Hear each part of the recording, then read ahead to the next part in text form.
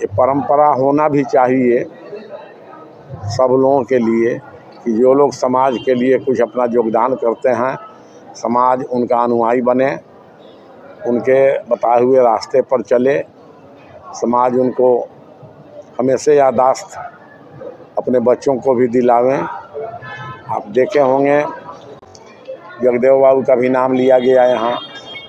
जगदेव बाबू समाज के लिए सिर्फ कुशवाहा समाज के लिए नहीं बल्कि 90% शोषित पीड़ितों के लिए उन्होंने आवाज़ उठाया था। और एक इस पर तो हम नहीं बोल सके कारण कि वक्ता पहले बोल चुके थे।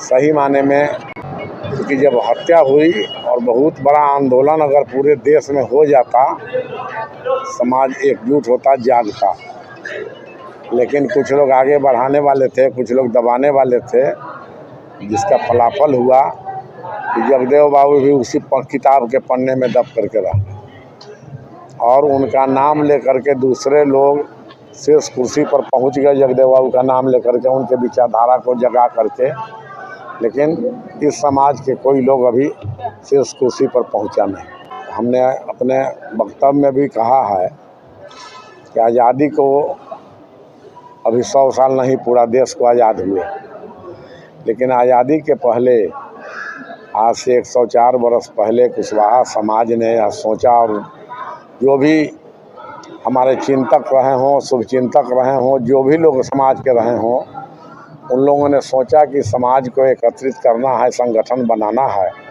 तभी जा कर के कुशवाहा आश्रम इस शहर और उन लोगों ने बनाया। बहुत दिनों तक हम भी अध्यक्ष रहे, हमने कहा है आपको, लेकिन हम लोगों के दिमाग में बात ही नहीं आई। संगठन करते रह गए कि इसको विस्तारित किया जाए और हम उसके बाद में विधायक बन गए।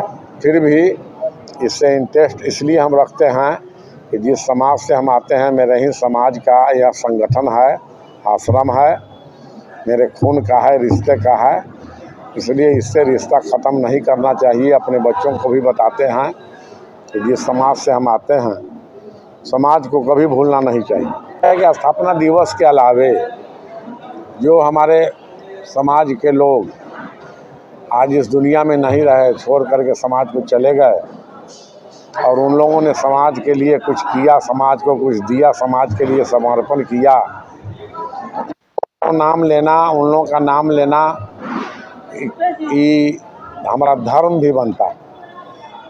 अपने कहा है कुछ लोग भाषण में कि अपने बाप दादे का नाम लोग भूल जाते हैं, लेकिन वैसे लोगों के, महापुरुषों का नाम लेते हैं जिन्होंने समाज के लिए कुछ किया। और बात भी सच्चाई है कि जीना और मरना, जन्म लेना मरना सब लोगों को लगा हुआ, लेकिन अमर वही होता है जो समाज के लिए कुछ करके जाता है। आने वाली पीढ़ियों को ये बताना चाहते हैं कि कम से कम हम लोग का सपना है इसमें बहुमंजिला मकान बने और छात्रावास भी बने।